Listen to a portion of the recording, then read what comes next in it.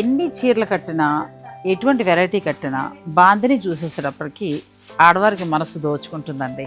నాకు కూడా బాందిని అంటే చాలా ఇష్టం. ఎందుకో ఈ చీరల స్పెషల్ కానీ చిన్నవాళ్ళ నుంచి పెద్దవాళ్ళ వరకు కూడా ఈ బాందిని చీరలు చాలా బాగా ఇష్టపడతారు.